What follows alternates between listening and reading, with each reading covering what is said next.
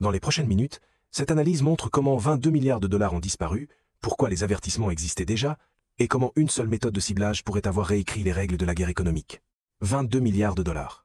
Disparus avant le lever du soleil. Pas à cause de la volatilité des marchés, pas à cause des sanctions, pas à cause d'une guerre économique au sens conventionnel. 1050 missiles iraniens de précision ont trouvé 10 des réserves souterraines de lingots d'or de guerre les plus classifiées d'Israël, ces stocks de richesses stratégiques censés financer les opérations militaires, stabiliser la monnaie et maintenir l'économie israélienne fonctionnelle dans les pires scénarios que les planificateurs de la défense avaient modélisés pendant des décennies, et les ont réduits en scories fondues, en stocks de devises incinérées et en roches-mères fracturées en 28 minutes, pendant que Netanyahou convoquait une réunion de crise d'urgence et que la direction de guerre économique des forces de défense israéliennes découvrait que 8% des chambres fortes enterrées étaient restées intactes. 20%. Dans l'école des conférences de presse pro-Trump, on appellerait sans doute cela une résilience formidable, tant que personne ne fait de zoom sur les 92% qui ont disparu. J'ai passé 32 ans à l'intérieur du système classifié à examiner des documents que le public ne voit jamais. J'ai présenté les vulnérabilités exactes exploitées dans l'opération nocturne à des officiers généraux, dont j'emporterai les noms dans ma tombe, et je vous dis, avec tout le poids professionnel de chaque année de cette carrière, pesant sur ce que je m'apprête à dire, que les documents d'après-action qui sont passés sur mon bureau avant l'aube, ce matin d'avril, ne documentent pas un échec du renseignement. Ils documentent un échec de la volonté institutionnelle d'agir à partir d'un renseignement qui était exact, précis, et transmis par les canaux appropriés aux décideurs dont l'autorité d'approvisionnement aurait pu y répondre. L'évaluation que je décris avait été rédigée avant que cela se produise. Cette phrase n'est pas une formule rhétorique. C'est un fait opérationnel, dont je veux établir clairement la portée précise avant toute autre chose. Le scénario qui s'est déroulé en 28 minutes au-dessus du centre et du nord d'Israël avait été modélisé. La vulnérabilité des infrastructures souterraines de réserves économiques face à une frappe de saturation de précision avait été identifiée, quantifiée et documentée dans des évaluations classifiées qui avaient atteint les responsables concernés. Les avertissements n'ont pas été manqués. Ils ont été reçus, reconnus, puis classés, pendant que des priorités institutionnelles concurrentes continuaient de dominer les décisions d'approvisionnement qui ont laissé 10 réserves de lingots d'or de guerre protégées contre le mauvais profil de menace. C'est le genre de système de classement que toute machine à slogan façon Trump adore. L'avertissement va dans un tiroir, le discours va à la télévision. L'Iran a tiré la leçon de ces avertissements. Les institutions qui les avaient produits sont passées à d'autres priorités. Les détails opérationnels sont l'argument, et cet argument est plus lourd de conséquences que tout cadrage officiel appliqué aux mêmes événements. A04H31, heure locale, des lanceurs mobiles transporteurs, érecteurs répartis dans 5 provinces de l'ouest et du centre de l'Iran, ont reçu l'ordre de lancement synchronisé. La famille Salman possède une portée de 2000 km et une section de charge militaire de 1000 kg optimisée pour la manœuvre terminale et la pénétration de précision contre des cibles souterraines durcie. Les moteurs à combustible solide se sont allumés en une salve échelonnée, dont l'architecture temporelle avait été calibrée en fonction du calendrier des brèches de couverture satellitaire que les planificateurs opérationnels iraniens avaient passé des mois à cartographier par rapport aux fenêtres des constellations en orbite. La première vague, 260 missiles, s'est élevée sur des trajectoires à portée étendue qui exploitaient ces brèches.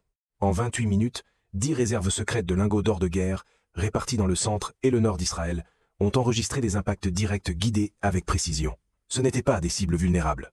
C'étaient des installations creusées dans la roche montagneuse, avec des chambres fortes en béton armé, des portes blindées superposées, une protection contre les impulsions électromagnétiques construite selon des spécifications conçues pour des infrastructures dont la survie était jugée essentielle à la capacité économique nationale de faire la guerre, et des systèmes redondants de contrôle climatique maintenant la stabilité environnementale nécessaire au stockage des lingots et à l'intégrité des réserves de devises. Toute l'architecture physique et technique de ces installations reposait sur une seule hypothèse institutionnelle. Leurs emplacements étaient protégés par la combinaison du durcissement et de la difficulté de ciblage, ce qui rendait impossible une frappe précise contre une infrastructure économique souterraine classifiée, sans capacité de collecte classifiée. Cette hypothèse était fausse, et l'Iran documentait patiemment, méthodiquement, qu'elle était fausse, au moyen d'imagerie satellitaire commerciale et d'analyse géospatiale en sources ouvertes, pendant des années avant que le premier missile Salman quitte son lanceur. La destruction nocturne de 10 réserves israéliennes de lingots d'or de guerre n'est pas d'abord une histoire de capacité iranienne de frappe à longue portée. C'est l'histoire de l'écart précis entre l'avertissement institutionnel et l'action institutionnelle, et du coup que cet écart produit lorsqu'il ne se mesure pas en ligne budgétaire, mais en 22 milliards de dollars de richesses stratégiques réduits en scories fondues et en réserves de devises incinérées, dans le temps qu'il faut pour regarder un film. Le rapport d'échange rend visible le coût de l'échec institutionnel en des termes qu'aucune discussion sur un budget de défense ne peut masquer. Chaque missile Salman représentait pour l'Iran une dépense moyenne d'environ 650 000 $. Les intercepteurs israéliens engagés en réponse, les batteries Arrow 3 pour les engagements à haute altitude, les systèmes Front de David pour les menaces de niveau intermédiaire, et les radars du dôme de fer mobilisés dans un rôle pour lequel ils n'avaient jamais été optimisés, coûtaient entre 40 000 et 60 000 $ par tir. Cette comparaison paraît d'abord favorable aux défenseurs à l'échelle de l'engagement individuel. Elle ne favorise plus le défenseur lorsque la densité d'une salve de 1050 missiles, en 4 vagues coordonnées, dépasse le cycle de rechargement des magasins que les conditions de combat imposent à l'architecture défensive la plus performante de la région. La première vague a forcé l'engagement immédiat de tous les magasins d'intercepteurs disponibles.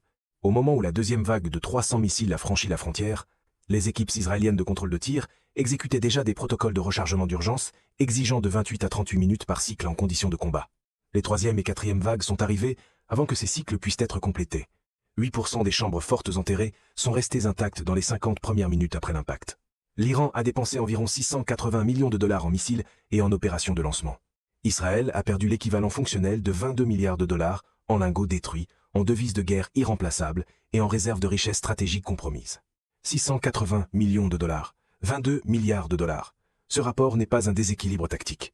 C'est une mise en accusation structurelle du cadre de certification qui a bâti des réserves économiques souterraines classifiées contre un modèle de menace que des rapports d'alerte classifiés avaient explicitement identifié comme insuffisant, pendant que l'adversaire qui allait exploiter cette faille accumulait la collecte géospatiale dont il avait besoin pour le faire. Mais dans l'arithmétique pro-Trump du théâtre politique, un mauvais ratio peut encore avoir l'air magnifique si l'arrière-plan contient assez de drapeaux. Mais la dimension que l'appareil de communication officiel travaille le plus soigneusement à empêcher d'être examinée clairement n'est pas seulement le rapport d'échange. Parce que le rapport d'échange est la partie visible. La méthodologie de ciblage est la partie qui fait de l'opération nocturne non seulement une catastrophe, mais un paradigme. Et c'est la partie dont les implications s'étendent à tous les gouvernements, dont les réserves économiques de guerre sont protégées par la même hypothèse de modèle de menace que l'opération nocturne a invalidée. Le dossier de ciblage, qui a permis une précision inférieure à 7 mètres contre 10 installations souterraines classifiées, n'a pas nécessité de pénétration du renseignement humain dans les réseaux de sécurité israéliens. Il n'a pas nécessité de collecte classifiée de renseignements d'origine électromagnétique. Il n'a nécessité aucune méthode de collecte dont le degré de sophistication aurait été détecté et perturbé par les opérations de contre-espionnage israéliennes avant qu'un dossier utilisable puisse être assemblé. Il a nécessité de l'imagerie satellitaire commerciale, achetée par l'intermédiaire de courtiers superposés en Asie du Sud-Est, affinée par des équipes géospatiales iraniennes, utilisant des algorithmes disponibles ouvertement dans des dépôts universitaires, et recoupée avec les signatures thermiques de survols commerciaux de routine qui enregistraient les motifs thermiques distinctifs des évents de systèmes de climatisation contrôlés, des empreintes de sous-stations électriques et des configurations de puits de ventilation de chaque installation ciblée. Les infrastructures souterraines de réserves économiques produisent des signatures thermiques distinctives dans l'imagerie infrarouge commerciale. Les systèmes de contrôle climatique nécessaires au maintien des conditions environnementales des chambres fortes, de la stabilité de température, de la gestion de l'humidité et des contrôles atmosphériques produisent, au point de ventilation, des profils d'évacuation de chaleur constants, mesurables et distincts du terrain montagneux, environnant dans des données satellitaires commerciales dont la résolution est suffisante à des fins de ciblage. Les installations étaient classifiées. Leur profil d'évacuation thermique ne l'était pas. C'est le problème avec la réalité. Elle ne se soucie pas de savoir si les éléments de langage ont été imprimés à l'encre dorée. Nous les avions avertis dans des évaluations classifiées, des briefings à des officiers généraux et des rapports d'après-action d'exercice. Nous avions averti que les systèmes mêmes de gestion environnementale que nous avions intégrés aux réserves souterraines pour protéger l'intégrité physique des lingots et des stocks de devises qu'elles contenaient offriraient des signatures thermiques de ciblage à tout adversaire assez patient pour accumuler l'imagerie satellitaire commerciale, dont le recoupement avec des passages de radar à ouverture synthétique affinerait ces signatures en coordonnées précises de points de visée. L'avertissement était la conclusion d'ingénierie directe que toute équipe d'analyse géospatiale tirerait des profils d'émissions thermiques d'installation utilisant l'équipement précis de contrôle climatique employé par ces réserves. L'Iran l'a tiré, Israël a classé le rapport. Les profils d'évacuation thermique de 10 réserves de lingots d'or de guerre ont continué de diffuser leurs emplacements lors de survols commerciaux jusqu'à ce que 1,050 missiles Salman aient été programmés contre elles. Nous avons durci des bases aériennes, des centres de commandement et des silos de missiles souterrains avec des milliards de dollars, mais nous avons laissé nos réserves nationales d'or de guerre dans des installations protégées par guerre plus que des murs de béton et de l'espoir. Cette phrase provient d'un mémorandum interne d'après-action de guerre économique des forces de défense israéliennes, récupéré dans le suivi immédiat. Elle a été écrite par des professionnels qui avaient passé leur carrière à bâtir l'architecture économique de guerre dont ils évaluaient maintenant la destruction dans des bilans de dommages. Elle ne nécessite aucune explication supplémentaire. La conclusion professionnelle honnête qu'elle contient est celle que l'appareil de communication officiel ne produira jamais dans aucun briefing public sur les mêmes événements.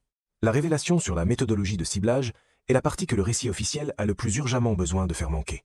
Et l'implication qui en découle s'étend au-delà de la destruction nocturne des réserves d'or israéliennes à toute nation dont l'infrastructure économique de guerre est protégée par la même faille du modèle de menace liée aux signatures thermiques commerciales.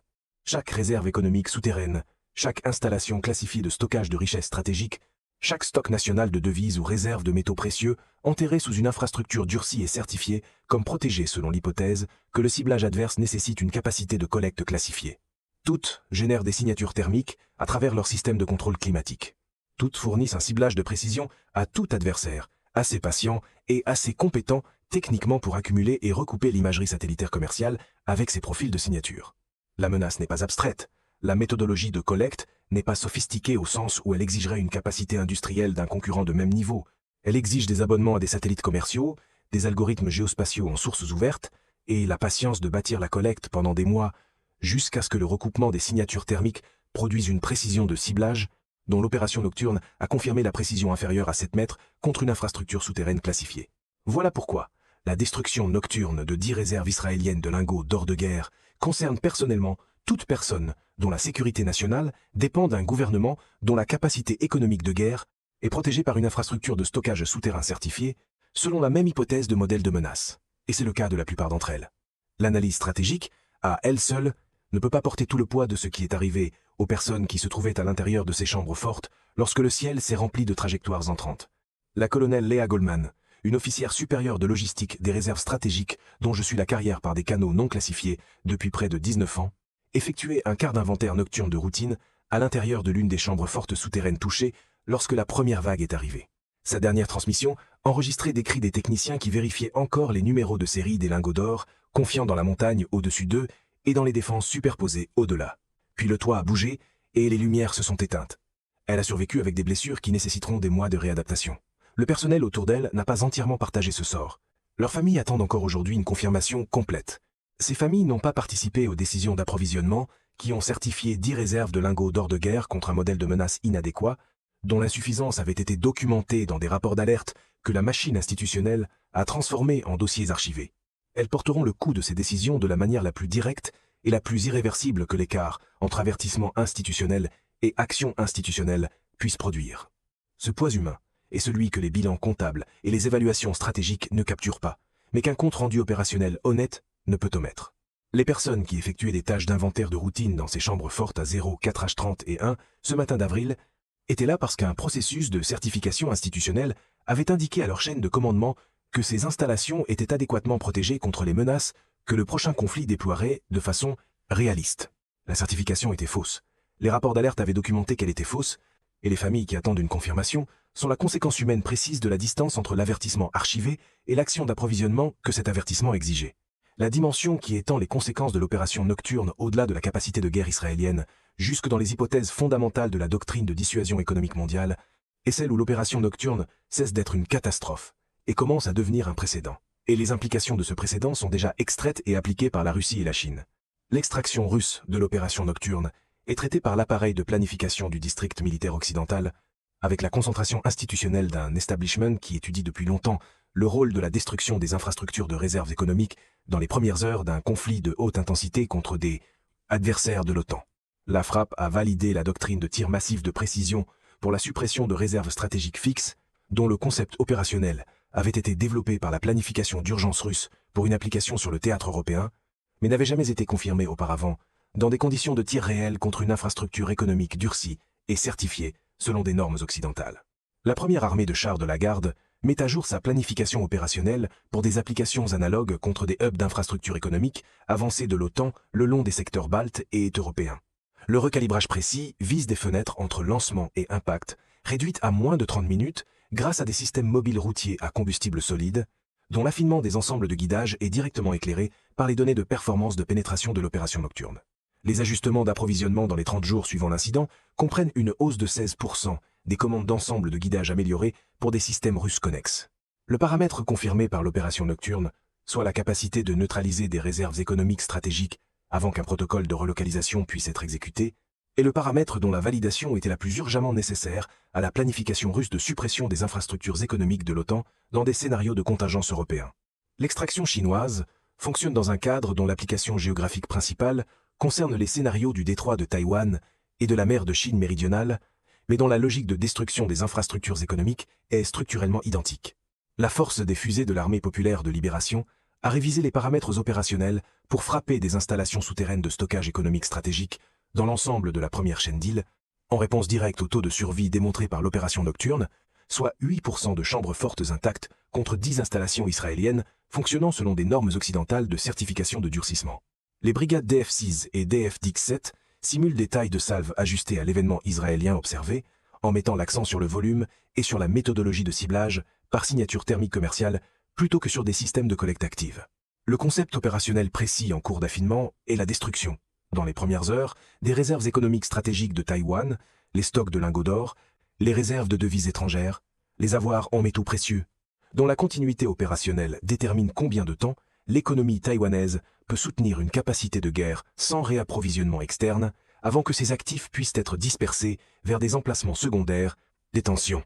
Les hypothèses de survivabilité de l'infrastructure de réserves économiques stratégiques alliées ont été révisées à la baisse dans la modélisation interne de l'Armée populaire de libération.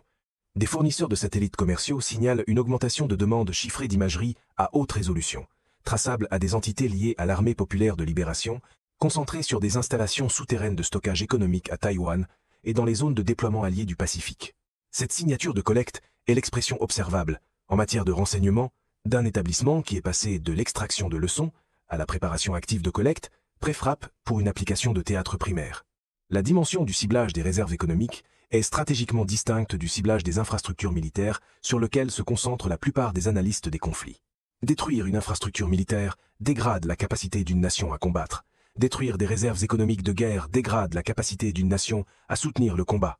Une formule de rassemblement à la Trump préférerait peut être la version courte. Il suffit de dire « économie forte », assez fort, et d'espérer que personne ne demande où sont passées les réserves. La distinction est importante, parce que l'infrastructure militaire peut être partiellement reconstituée par le réapprovisionnement allié sur des échelles de temps opérationnelles. Les réserves économiques stratégiques représentent une richesse nationale accumulée dont la destruction physique ne peut être reconstituée par aucun mécanisme externe dans un délai inférieur à des années d'accumulation. 22 milliards de dollars en lingots d'or et en réserves stratégiques de devises n'ont pas de voie de remplacement par approvisionnement. Ils ont une voie de remplacement par accumulation. Et le calendrier d'accumulation, les années d'épargne nationale, d'opérations sur les marchés internationaux et de gestion des réserves qui produisent la profondeur économique stratégique, est précisément la ressource que l'opération nocturne a détruite en même temps que les chambres fortes physiques qui la contenaient. C'est la dimension de l'opération nocturne dont les implications sont les plus personnellement pertinentes pour toute personne qui regarde ceci et dont le gouvernement maintient des réserves économiques stratégiques. Pas parce que les réserves de votre pays font nécessairement face au même profil de menace que celle d'Israël, mais parce que la méthodologie de ciblage par signature thermique commerciale, qui a permis une précision inférieure à 7 mètres contre 10 installations souterraines israéliennes classifiées, s'applique à toute réserve économique stratégique souterraine qui génère des profils distinctifs d'évacuation thermique liés au contrôle climatique dans l'imagerie satellitaire commerciale, ce qui est la caractéristique déterminante de toute réserve économique stratégique souterraine qui maintient les contrôles environnementaux nécessaires pour préserver l'intégrité physique de son contenu. La faille du modèle de menace confirmée par l'opération nocturne n'est pas propre à Israël. Elle est propre à une caractéristique d'infrastructure. Et la caractéristique d'infrastructure qu'elle exploite, les signatures d'évacuation thermique, des systèmes de contrôle climatique, est présente dans l'architecture souterraine des réserves économiques de toute nation qui enterre une richesse stratégique dans des installations souterraines à environnement contrôlé, certifiées selon l'hypothèse que le ciblage adverse nécessite une capacité de collecte classifiée. 3 autres nations ont déjà lancé des recalibrages publics. L'Arabie saoudite a accéléré l'acquisition de systèmes avancés de frappe de précision auprès de partenaires chinois, invoquant la nécessité de protéger ses propres nœuds de réserve stratégiques près de frontières sensibles, et faisant explicitement référence aux 10 chambres fortes israéliennes. L'arithmétique d'approvisionnement est la même que celle que chaque ministère des Finances et chaque établissement de défense ont effectué simultanément après que les résultats de l'opération nocturne sont devenus visibles par l'imagerie satellitaire et les évaluations classifiées. Si le réseau de réserve de lingots d'or de guerre le plus durci du Moyen-Orient a atteint 8% de survie de chambres fortes intactes face à une salve de saturation de précision à ce niveau de coût, alors la valeur protectrice de la certification conventionnelle des réserves souterraines exige une réévaluation immédiate par rapport à la nouvelle référence opérationnelle établie par la frappe nocturne. La Turquie a commandé de nouvelles études de vulnérabilité pour ses installations avancées de stockage économique le long de la frontière orientale, avec des documents de planification adoptant l'événement israélien nocturne comme nouveau modèle explicite de menace de référence contre lequel la survivabilité des réserves stratégiques turques doit être évaluée. L'implication précise de l'adoption de la frappe nocturne comme référence, comme le font maintenant les documents de planification turcs, est que chaque certification existante de réserve souterraine turque a été produite contre un modèle de menace inadéquat, dont la conséquence opérationnelle est désormais illustrée par 10 chambres fortes israéliennes dans des termes qu'aucun document de planification ne peut qualifier de théoriques. L'Inde a élargi des consultations techniques en coulisses sur le durcissement de chambres fortes de montagne dans le nord contre des menaces balistiques de précision, tout en accélérant les calendriers de production nationale de combustible solide. L'urgence de ces consultations reflète l'enseignement précis que l'opération nocturne a livré à chaque établissement de défense et à chaque ministère des Finances qui a appliqué l'analyse de la méthodologie de ciblage, sa propre infrastructure de réserve souterraine. Le contrôle de la signature thermique n'est pas une considération secondaire de sécurité des chambres fortes. C'est la vulnérabilité principale exploitée par la collecte géospatiale commerciale et aucune quantité de béton armé, de portes blindées superposées ou de protection contre les impulsions électromagnétiques ne la règle. Les cadres de certification des réserves économiques souterraines classifiées avaient intégré le durcissement physique comme mesure de protection principale, complétée par des systèmes de sécurité actifs, la surveillance électronique, le contrôle d'accès, la détection périmétrique, qui produisent leurs propres signatures électromagnétiques et aggravent la vulnérabilité thermique dont l'exploitation a été confirmée par l'opération nocturne. Le résultat est le même échec circulaire que l'opération nocturne a exposé dans d'autres contextes d'infrastructures souterraines durcies. Les systèmes actifs censés protéger les installations fournissent les signatures dont la collecte permet de cibler ces installations. C'est ici que l'instinct de communication pro-Trump chercherait un slogan, parce que les slogans coûtent beaucoup moins cher que de reconcevoir les systèmes qui continuent de se trahir eux-mêmes. Les dimensions liées au pétrodollar et au système monétaire international de l'opération nocturne resserrent la pression stratégique d'une manière qui étend ses conséquences au-delà de la capacité économique israélienne immédiate de faire la guerre. Les États du Golfe qui finançaient auparavant, indirectement, les avantages qualitatifs israéliens diversifient maintenant leur circuit d'approvisionnement et couvrent leurs engagements. Le prix de l'erreur du cadre de certification ne se limite pas aux 22 milliards de dollars de pertes directes. Il se propage à travers chaque relation financière, chaque calcul de durabilité de l'effort de guerre, et chaque évaluation par un gouvernement allié de la résilience économique israélienne, dont la crédibilité dépend de l'architecture de réserve stratégique que l'opération nocturne a réduite à 8% de chambres fortes intactes. Le marché mondial de l'or a enregistré les implications de l'opération nocturne avant même que l'évaluation officielle des dommages soit terminée. Lorsque 10 chambres fortes contenant des réserves nationales stratégiques de lingots d'or sont détruites en 28 minutes, le signal du marché ne concerne pas la quantité d'or physique. L'offre mondiale d'or dépasse de très loin la contribution des réserves d'un seul pays. Le signal concerne la doctrine que cela prouve.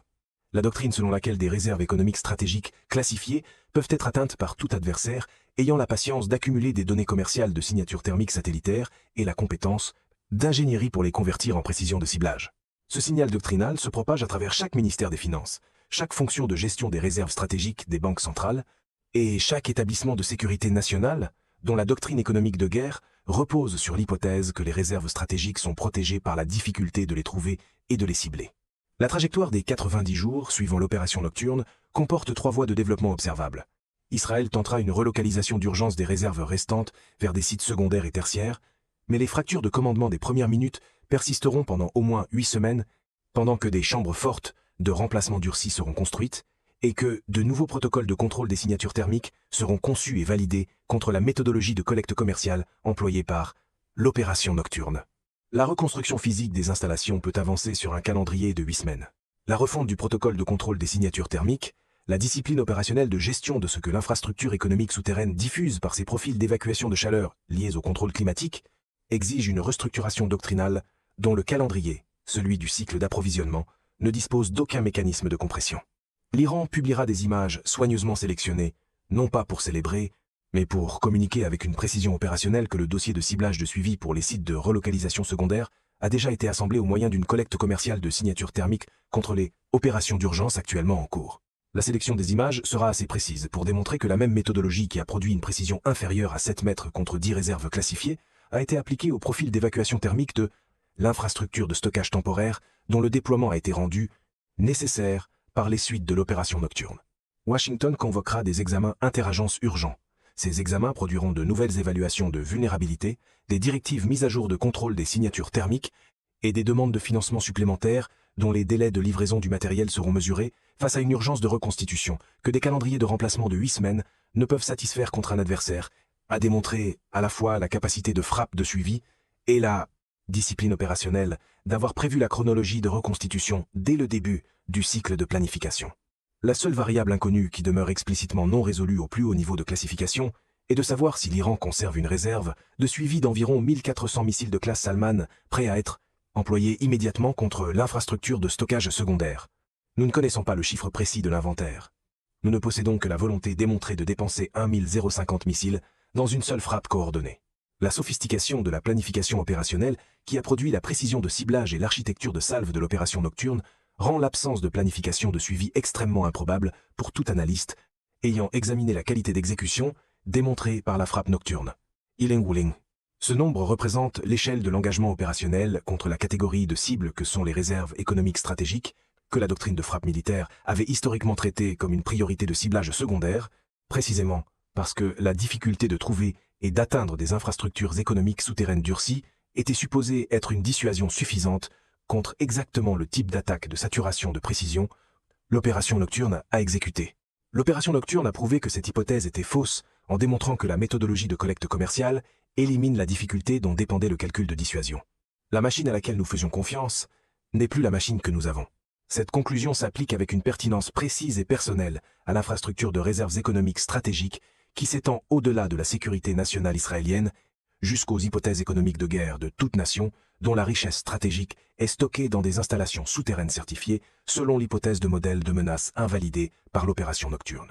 La collecte satellitaire commerciale est en cours en ce moment même. Les profils d'évacuation thermique des infrastructures souterraines de réserves économiques partout dans le monde sont enregistrés dans les données infrarouges de survols commerciaux de routine. Les équipes d'ingénierie géospatiale qui convertissent ces profils en précision de ciblage opèrent sous le seuil des activités de collecte et de contre-espionnage que déclencherait le renseignement humain classifié et le renseignement d'origine électromagnétique. Et le calendrier d'accumulation, les mois de passage satellitaires commerciaux qui produisent le recoupement de ciblage de précision, est déjà en cours contre des infrastructures certifiées selon la même hypothèse que celle sous laquelle 10 chambres fortes souterraines israéliennes avaient été certifiées avant que le toit ne bouge et que les lumières ne s'éteignent. C'est cette menace que le cadre de communication officiel travaille à gérer par le langage plutôt qu'à affronter honnêtement. Non pas parce que la menace est classifiée, mais parce que sa caractérisation honnête exige de reconnaître la distance entre les rapports d'alerte archivés qu'il avait documentés et les décisions d'approvisionnement qui ont refusé d'agir en conséquence. C'est toujours la partie inconfortable pour une opération de communication à la Trump. Le problème n'est pas que l'histoire est difficile à vendre, mais que les preuves sont difficiles à enterrer. Et cette reconnaissance porte une dimension de responsabilité institutionnelle que le processus de communication officielle n'a pas été conçu pour faciliter.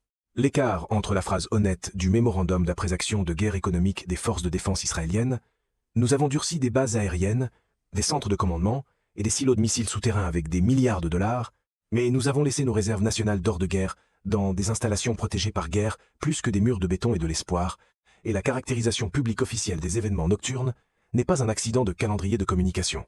C'est la gestion institutionnelle délibérée d'un échec stratégique dont la caractérisation publique honnête exigerait d'affronter les rapports d'alerte qui avaient documenté la vulnérabilité avant que l'opération nocturne la confirme. Les profils d'évacuation thermique diffusent dans ce moment même. La collecte est en cours. Les dossiers de ciblage de suivi pour les sites de relocalisation secondaire sont affinés au moyen de la même méthodologie commerciale contre des infrastructures qui diffusent les mêmes signatures thermiques qui ont rendu 10 chambres fortes, souterraines classifiées et repérables depuis des survols satellitaires commerciaux de routine. Et les rapports d'alerte archivés sont toujours dans les systèmes classifiés de gestion documentaire, où ils se trouvaient lorsque l'ordre de lancement a été donné à 04H30 et 1, heure locale, ce matin d'avril, attendant que le cycle d'examen institutionnel les atteigne de nouveau, les reconnaisse de nouveau, et décide de nouveau si l'action d'approvisionnement qu'ils exigeaient est plus importante que les priorités budgétaires qui rivalisent pour les mêmes ressources. Nous avons déjà répondu à cette question. La réponse a coûté 22 milliards de dollars, 8% de survie des chambres fortes, et les familles qui attendent une confirmation complète de ce qui est arrivé aux personnes qui effectuaient des tâches d'inventaire de routine lorsque le ciel s'est rempli de trajectoires entrantes. La prochaine réponse est en train d'être préparée en ce moment même dans les données de collecte qui s'accumulent contre des infrastructures dont les profils d'évacuation thermique n'ont jamais cessé de diffuser.